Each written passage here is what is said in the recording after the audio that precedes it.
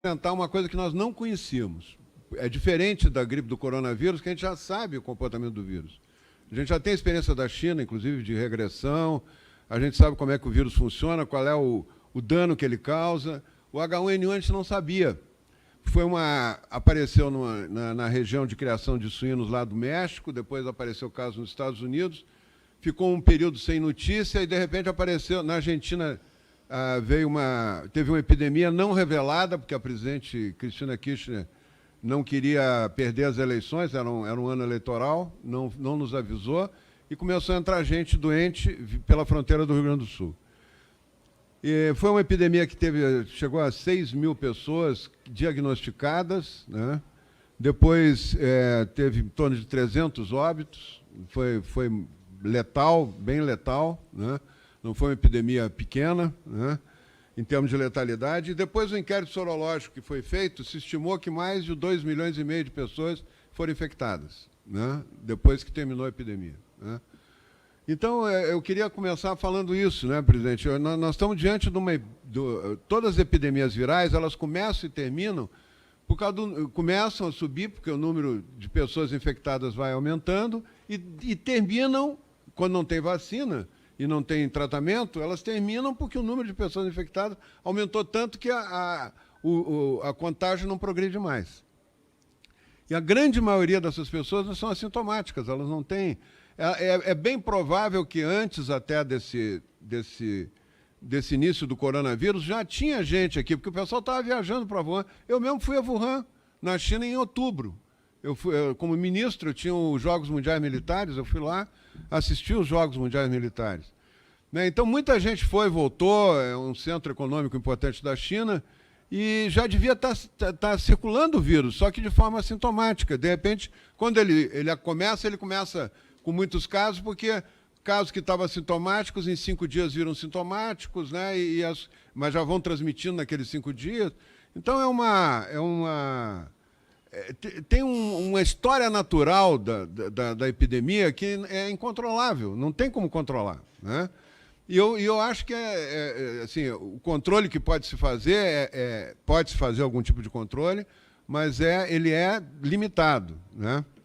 Eu comparo com H1N1 porque são 2 epidemias virais, são 2 epidemias que acontecem de forma pandêmica, né? E que dá para comparar em termos do fato de ser vírus, não do tipo de dano que causa, né? Eu acho que a coisa que mais me preocupa nisso aí, presidente, é o pânico que tenta se colocar à população. É muito fácil disseminar o pânico, né, na população durante uma epidemia. Muito fácil. Isso dá mais audiência, vende mais jornal, né? A coisa mais fácil do mundo é assustar as pessoas, né? Principalmente uma coisa que as pessoas não conhecem, né? Eu acho que o trabalho mais importante que o ministro Mandetta está fazendo, e eu quero aqui reforçar o trabalho do ministro Mandetta, né, é esclarecer as pessoas do que pode acontecer com o vírus, com a epidemia. Sempre vai ter pandemias, presidente. A cada 5, 6 anos tem mutações de vírus, principalmente na Ásia, no inverno da Ásia. A grande maioria das influenças vem de lá e o vírus circula no mundo, né? E um mundo que está tão interconectado quanto a gente, que tem milhares de voos diários para tudo que é lugar, é muito difícil controlar isso, né? Não tem como controlar, senão para a atividade econômica, né? Eu acho que o fácil é disseminar o pânico, o difícil é explicar certinho para as pessoas o que tem que ser explicado, que é um fio da navalha. Eu acho que o deputado Frederico colocou muito bem, né? E eu compartilho com ele as preocupações. Eu acho que muito, muito pior do que essa epidemia vai ser as consequências depois, a miséria, o que pode acontecer, o aumento da pobreza, que vai acontecer por causa do pânico. Ah, mas a Itália está numa situação, a França, o presidente mandou todo mundo ficar em casa, os Estados Unidos estão tomando medidas. Eu acho que cada um desses lugares tem um motivo específico para fazer isso, né? Eu acho que na Itália, a Lombardia tem que tomar medidas, porque é na Lombardia que está acontecendo a epidemia. O sul da Itália não tem nada, praticamente não tem epidemia. Nápoles não tem epidemia, Sicília não tem epidemia. Por quê? Porque é mais quente. a temperatura é mais alta do que o norte da Itália, que é nos Alpes, lá praticamente é zona muito fria da Europa. E uma grande concentração de idosos na Lombardia, maior proporcionalmente que a do Japão, se considerarmos só a população da Lombardia, né? E uma coisa que ninguém está falando, presidente, é que coincidiu na Lombardia uma epidemia do H1N1. Estava crescendo uma epidemia do H1N1 quando entrou o coronavírus. Então tem uma soma de epidemias lá que está causando um dano importante para a população. Aí, em casos extremos, tem que tomar medidas extremas, eu concordo. Agora, o que eu vejo é uma desinformação em cima da necessidade de assustar a população que está acontecendo, né? Uma coisa é orientar a população, outra coisa é assustar a população. E assustar é bem mais fácil do que orientar, né? Eu acho que essa epidemia ela é uma pandemia semelhante às outras, não tem uma pandemia igual a outra, né? Elas são semelhantes. Ela vai ter uma letalidade menor, pelo que a gente viu na China, pelo que a gente está vendo na Europa, porque tira a Lombardia, que é um caso específico, no restante da Europa a mortalidade é baixa, é muito baixa, né? E a progressão também não é tão alta, né? Então nós temos uma epidemia que está evoluindo de forma... ela tem um tipo de contágio, parece maior que o do H1N1, que outras epidemias, mas ela também tem uma letalidade baixa e atinge as pessoas mais frágeis e principalmente a população acima dos 70 anos, né? Que são os que sofrem mais.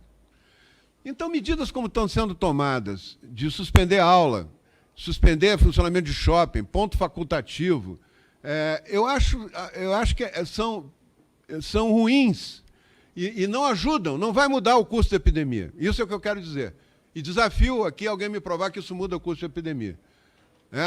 Suspender a aula e nenhuma pesquisa, todas as pandemias tiveram estudos de suspensão de aulas e curva de contágio. Não altera. Pelo contrário, cria um problema muito maior para a família, que tem que parar de trabalhar para vir cuidar dos filhos. Às vezes é o pessoal da saúde que deixa de atender 100, 200 pessoas e vem cuidar de 2, né? E nesse caso ainda mais grave, porque se os pais precisam mesmo continuar trabalhando, vai vir os avós cuidar das crianças. E as crianças são portadores assintomáticos. Elas podem ter o vírus já está circulando há muito tempo. Nós devemos ter mais de 15% da população brasileira já contaminada. É assim que funciona a epidemia. É muito, muito mais rápido do que a gente imagina, né? Foi assim com o H1N1 também, né? Em algumas regiões vai ter mais, outras vai ter menos, porque a circulação do vírus é maior número do que nas outras. Eu acho que tomar medidas de prevenção é muito importante. Ensinar as pessoas a lavar as mãos, que mudou de ambiente, tem que lavar, tem que usar álcool gel quando não puder, sabão mesmo, né? Tem que usar. Ela, tendo qualquer sinal de infecção, tem que se recolher, ficar isolada, e eu sou a favor que a família fique em quarentena junto com essa pessoa, quem ela tem mais contato, né? E são as medidas possíveis, né? Para evitar que haja um contágio maior naquela região. Mas ela vai progredir, ela tem uma curva, a epidemia de Wuhan, e a epidemia do H1N1 no Rio Grande do Sul, eu tenho a curva, ela é igual, a curva é igualzinha. Ela sobe em 6 semanas e desce em 6 semanas, 7 semanas, né? Ela atinge um grau grande de gente quando atinge um percentual da população importante com contágio, né, com anticorpos, ela cai, ela para de progredir a epidemia. Mas ela continua ainda, ela fica solta no tempo. Agora, por exemplo, o ano passado, em 2019, morreram 750 pessoas com H1N1 no Brasil. 750. Eu acho que não vai morrer tanta gente do coronavírus no Brasil. Morreram 2 pessoas por dia, presidente, com H1N1 ano passado, e ninguém tocou no assunto. Não teve um jornal que publicou nada.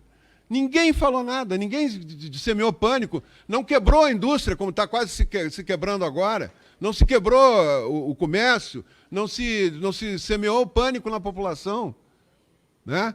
Eu acho que o comportamento das autoridades que estão suspendendo a atividade. Agora, suspenderam o trânsito de ônibus no ABC. Quanto tempo vai ficar isso? Vamos supor até que isso diminuísse a velocidade da epidemia. Mas se diminuir a velocidade, quando retomar, volta a velocidade. Vai haver o contágio igual. Qual é o problema? Resolve alguma coisa? Isso não resolve, né? Não há trabalhos mostrando que isso tem impacto no conjunto da epidemia, né? E é isso que eu quero chamar a atenção. Bom, mas vai diminuir a necessidade de hospital, né? Porque vai retardar. Eu duvido que isso aconteça. Mas se diminuir, se for real isso, nós estamos preocupados com o hospital, não estamos preocupados com o contágio.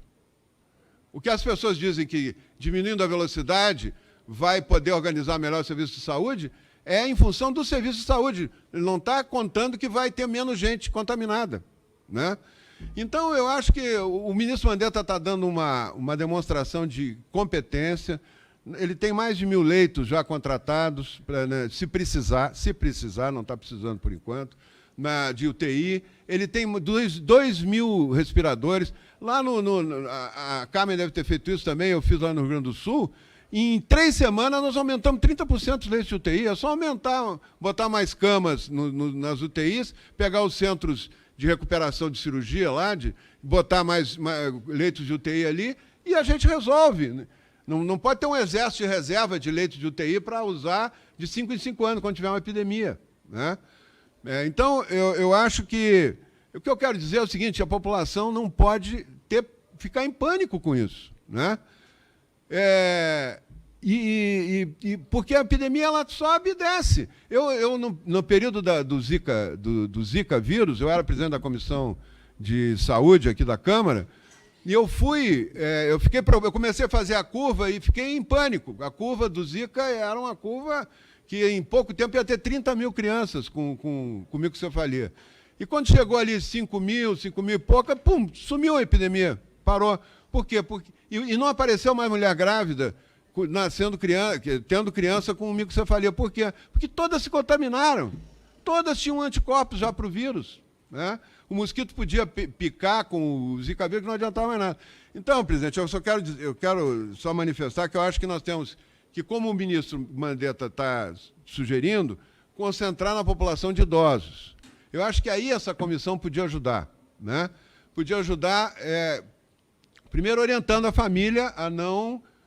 os idosos vão ter que ter um período eles sim, não de quarentena, de ficar isolados, mas de ter contato com as crianças, com a família toda, contato afetivo ali, porque aquilo sim pode transmitir e eles são os mais vulneráveis.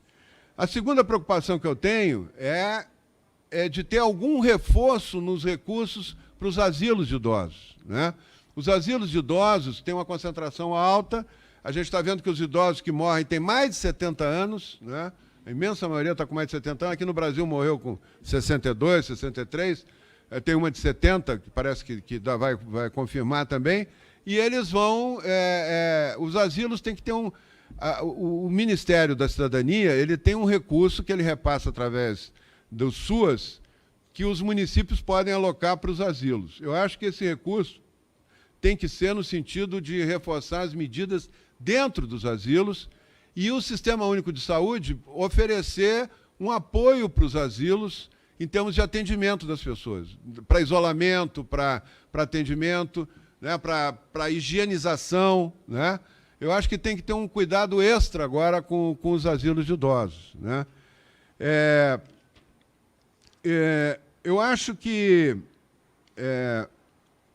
nós temos uma missão importante de não destruir a economia brasileira. Eu acho que o deputado Frederico colocou com muita clareza. As consequências do que está se fazendo hoje, esse alarmismo, porque pode achar... O gestor, ele toma a medida mais drástica possível, que é para parecer que ele está fazendo alguma coisa. Ele não tem base científica. Suspender a aula não tem nenhuma base científica. Nenhuma evidência científica que suspender a aula muda o curso da doença. E, no entanto, vários governadores estão suspendendo a aula por tempo indeterminado. Agora eu vi que tem risco de ficar shoppings fechados até o fim de abril. Isso não tem sentido. A atividade, imagina, fechar os shoppings, se fecha a atividade do comércio, que hoje se dá na maior parte das grandes cidades através dos shoppings. Isso diminui o consumo de produtos industriais, isso leva a desemprego, fechamento de indústrias, vai dar uma quebradeira no país por medidas exageradas, por medidas que não são ponderadas, não são equilibradas em relação ao controle da epidemia, Né? Essa epidemia não é de assustar, não é é de se preocupar, é de tomar medidas, tem gravidade, mas ela não é o fim do mundo. Quando nós estávamos enfrentando H1N1, os médicos diziam que ia acabar o mundo. Tinha médico, o chefe da UTI do Hospital de Clínicas de Porto Alegre, escreveu um artigo na Zero Hora dizendo que ele nunca tinha visto tanta gente em insuficiência respiratória, tanta gente morrendo nas UTIs, e que aquilo ia ser um apocalipse, em outras palavras. Então, assustando todo mundo, né? E não foi isso que aconteceu, né? Claro que morreram pessoas, cada morte não tem preço, né? É uma tragédia pessoal e para todo mundo, mas o curso das epidemias ele é universal, ele tem padrões, e nós temos que ter uma comissão científica em cada estado, em cada município. A maior dificuldade que eu tinha era convencer os prefeitos a voltar a abrir as escolas. Os prefeitos queriam mostrar para a população que eles estavam fazendo alguma coisa, então não podia abrir a escola. E todo mundo se prejudica com isso. Né? A atividade econômica toda vai para o espaço. Né? Nós estamos promovendo no Brasil, por falta de equilíbrio e falta de trabalhar em evidências científicas e explicar as coisas como tem que ser explicadas, a maior recessão vai ser muito maior que a recessão do período de Dilma, que vai acontecer agora.